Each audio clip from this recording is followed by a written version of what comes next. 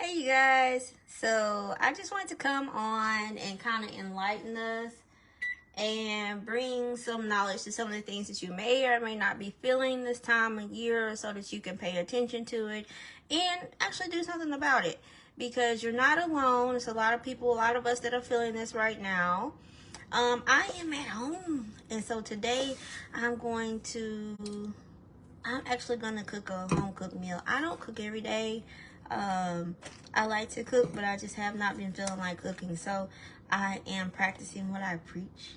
But I do get like a joy out of cooking. I do get a joy out of seeing my family enjoying my home cooked meals and liking them, and even the ones that complain about it too, say like, "Mama, she cooked nutritious," or they'll say some other stuff that I'm not gonna repeat. But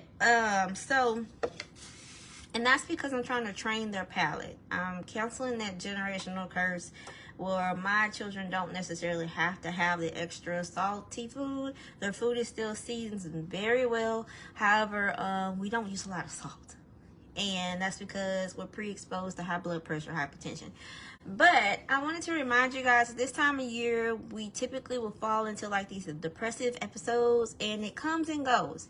And so if you already have a disorder, then like you suffer with depression every day, anxiety or anything like that, then it's going to play on top of that. So you might struggle a little bit more this time of year. One, especially if you have experienced a loss.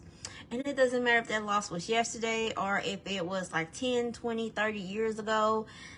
We associate, because this time of year, most of us are getting ready to spend the holidays with our loved ones, or things of that nature.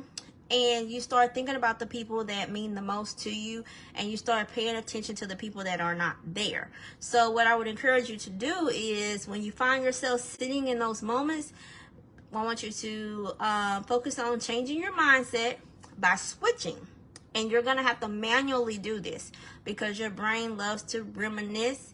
And so allow it to reminisce, but on the good times.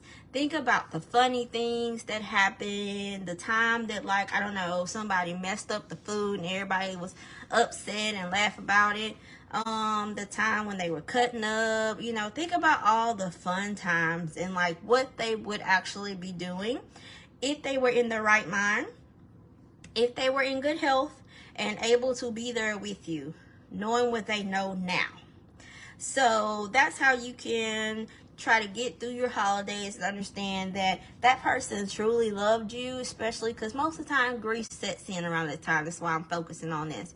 That person truly loved you. They don't want you sitting around moping, and it's okay for you to allow the grief to set in. You embrace it, you cry, you fall apart. You don't try to keep it together every single day. Don't do that, because eventually everything builds up and it's going to explode. So allow that grief to trickle in. If you need to cry, cry.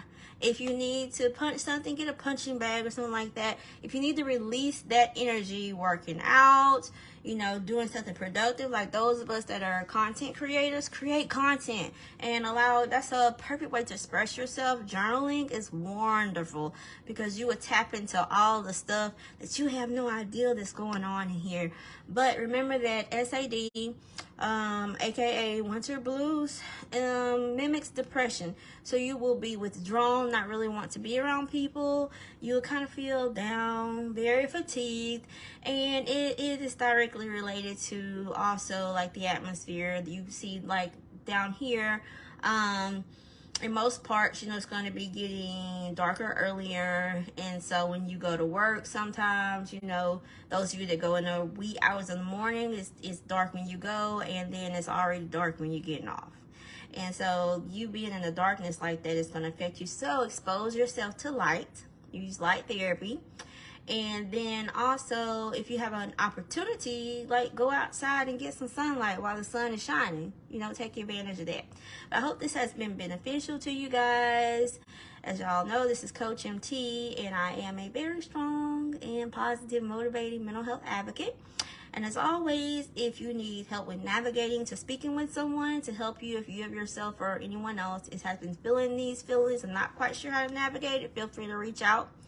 And then if you're feeling like harming yourself or anyone else, you can always go to your local ER, or you can now call 988 and get a representative on the phone 365 days a year, 24 hours a day. And it will be a licensed professional there to guide you through these steps. And understand one thing, if you don't understand anything else, is that none of us are immune to any suicidal or homicidal thoughts. You're just one thought away from that, and one thought away from recovering, those of you that are struggling with it right now. Y'all have an amazing day, and thank you for tuning in. Bye.